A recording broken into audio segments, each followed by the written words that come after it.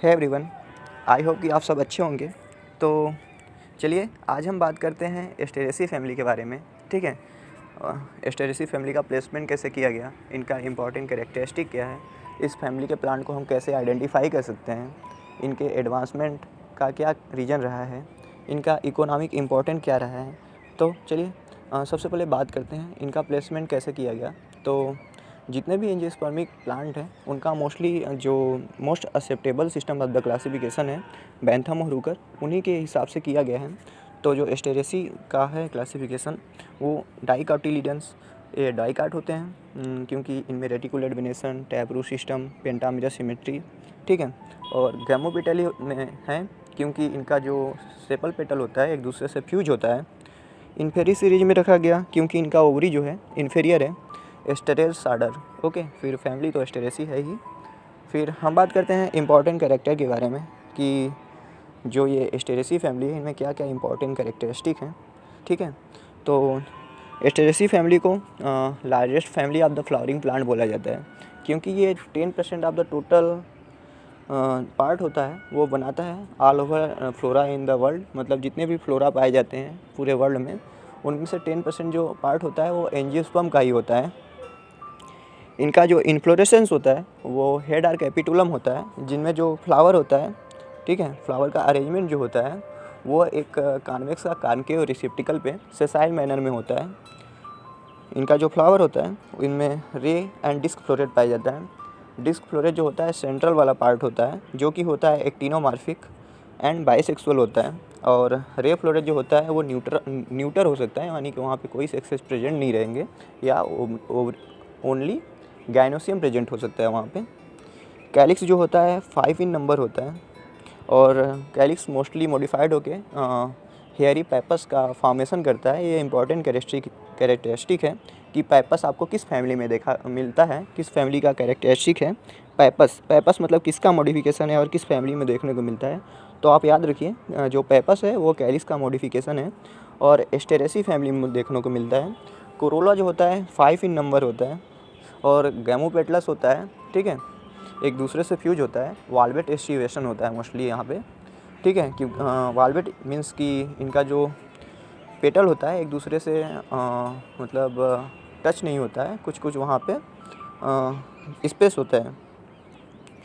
इनमें जो होता है सिनजेनेसियस एंथर पाया जाता है। ये भी एकदम कैरेक्टर है कि सिनजेनेसियस आपको एंथर कंडीशन कहाँ मिलता है, तो एस्टेरेसी मिलता है जिसमें फिलामेंट फ्री होता है और एंथर एक दूसरे से फ्यूज होता है। ईपी पेटलस होते हैं, एंथर जो होते हैं वो पेटल से जुड़े होते हैं। बाइथेकस होते हैं, मतलब कि इनमें दो चैम्बर पाया जाता है। लॉन्गिट्यूडनल डेhiscence होता है, मतलब जब एंथर मैच्योर हो जाते हैं तो पॉलन ग्रेन रिलीज होता है, तो पॉलन ग्रेन रिलीज होने के टाइम लॉन्गिट्यूडनली वो रस्ट हो जाते हैं, ठीक है, जिससे पॉलन ग्रेन रिलीज होता है। तो ओवरी की बात करते हैं। ओवरी में जो होती है यूनिलॉकुलर होती है, इन्फीरियर ओवरी होती है, सिन कार्पस होती है और इनमें प्लेसेंटेशन जो होता है वो बेसल प्लेसेंटेशन होता है। और इस फैमिली का जो स्टिग्मा होता है वो बिफिड होता है। बिफिड मानी कि बाइफर्केट, 2 भागों में बटा हुआ होता है, ठीक है। इनका जो फ्रूट होता है वो सिप्सेला फ्रूट होता है। सिप्सेला फ्रूट ये भी इंपॉर्टेंट कैरेक्टरिस्टिक है स्टेरेसी का। सिंगल सीडेड ड्राई फ्रूट होता है, इसमें सिंगल सीड होता है, ड्राई फ्रूट के कैटेगरी में आता है। ये डेवलप होता है बाई कार्पेलरी, सिन कार्पस और इन्फीरियर ओवरी से, ठीक है।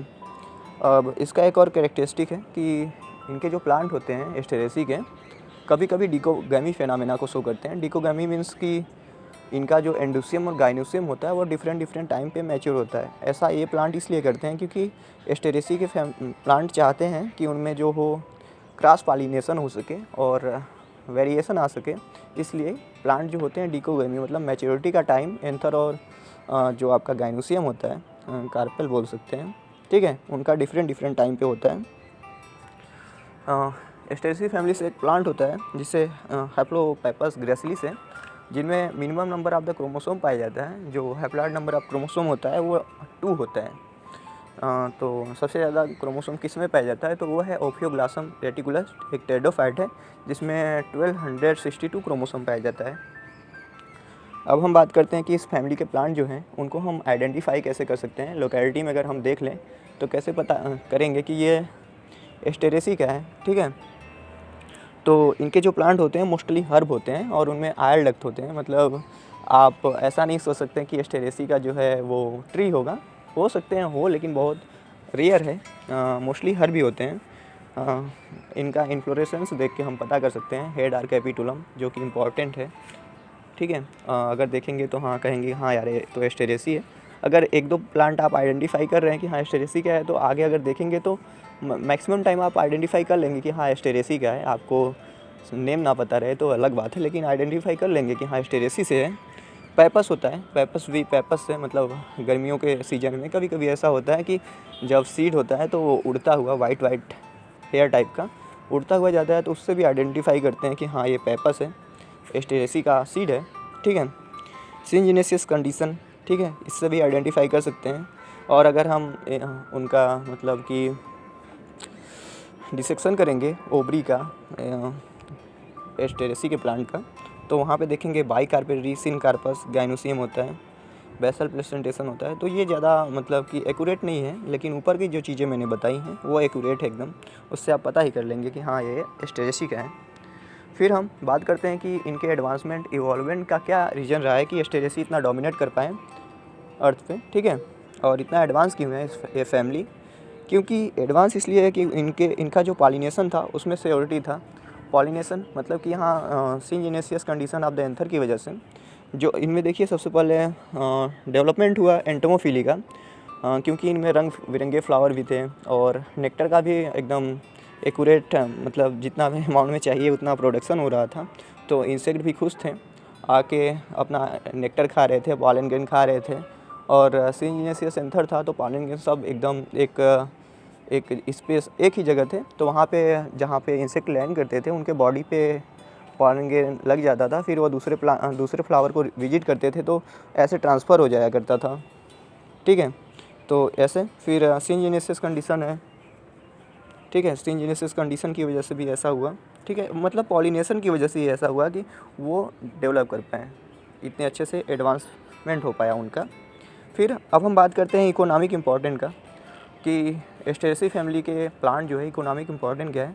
तो देखिए यहाँ पे बहुत सारे प्लांट हैं, लेकिन मैं ज़्यादा नहीं बताऊँगा, जो मुझे ठीक लगे वही मैंने लिया। तो इनका जो मोस्टली इम्पोर्टेंट है फूड के फॉर्म में, आयल के फॉर्म में, मेडिसिन के फॉर्म में, डाई के फॉर्म में, रबर, ऑर्नामेंट। तो सबसे पहले चिकोरियम अल्बम एक प्लांट होता है, उसका जो एक्सट्रैक्ट होता है वो कॉफ़ी में फ्लेवरिंग के लिए यूज किया जाता है। फिर एक प्लांट है डहेलिया। डहेलिया में जो स्टोर फूड होता है वो इनुलिन के फॉर्म में होता है। इनुलिन जो होता है वो पॉलीमर होता है फ्रक्टोज का, तो इसका यूज किया जाता है। GFR glomerular filtration rate, kidney का फंक्शन कि किडनी कितनी इफ़िशियंसी के साथ ब्लड को फ़िल्टर कर पा रहा है उसको मेजर करने के लिए। फिर एक प्लांट होता है आर्टिमीसिया, अच्छा फ्लावर होता है इसका भी। उससे सेंटोनिन नाम का एक केमिकल निकाला जाता है, जो कि वर्मीफ्यूज के रूप में यूज किया जाता है, यानी कि जो वर्म होते हैं उनको दूर भगाने के लिए। फिर एक प्लांट है इक्लिप्टा प्रोस्टेटा, कॉमनली आपको अपने लोकेलिटी में देखने को मिल जाएगा। इसका भी यूज मेडिसिनल वैल्यू है। इसका जो होता है लेप बना के यूज किया जाता है। बहुत सारे डिजीज़ होते हैं, मतलब कोई भी जैसे हाथ वाथ कभी फूल जाता है ना, तो उस पर लगाते हैं तो वो सही हो जाता है। फिर पार्थेनियम है, ठीक है, नहीं अभी क्रायोसेंथेनम। तो क्रायोसेंथेनम उसका सीजन आ चुका है। वाइट, पिंक, येलो फ्लावर काफ़ी अच्छा होता है। इस कलर में ये ब्लूसमिंग करता है। इसमें पीरियड भी है, अभी आपका बर्ड है, अभी कुछ दिनों में फूल जाएगा। तो काफ़ी अच्छा फ्लावर होता है। इसके जो होता है इससे एक इंसेक्टिसाइड पायरेथ्रिन को इंस्ट्रैक्ट किया जाता है। सनफ्लावर को आप लोग तो जानते ही हैं, सनफ्लावर इसका मोस्टली यूज आयल के लिए किया जाता है। तो दो प्लांट और है, पार्थेनियम का कोई इकोनॉमिक इम्पोर्टेंट नहीं है, लेकिन ये एक वीट की तरह है जो कि अमेरिका से इंपोर्ट होकर इंडिया में आ गया वीट के साथ। तो ये काफ़ी परेशानी काज किया हमारे इंडिया में। जो भी न्यूट्रिएंट जो थे हम अपने फसल को देते थे, ये लेके फसल को नुकसान करता था, हार्म करता था हार्म। ओके, अम्ब्रोसिया भी इसी फैमिली का एक प्लांट है। ठीक है, तो अम्ब्रोसिया का जो पॉलन ग्रेन होता है वो हे फीवर कॉज करता है, जो कि एक टाइप का एलर्जी है।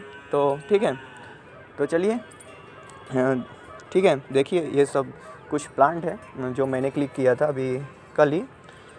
तो एस्टेरेसी फैमिली के प्लांट को देखिए, अपने लोकेलिटी में कौन कौन से प्लांट है उसको आइडेंटिफाई कीजिए, जो भी कैरेक्टरिस्टिक है, सिंजेनेसियस एंथर क्या है देखिए उसमें, ठीक है।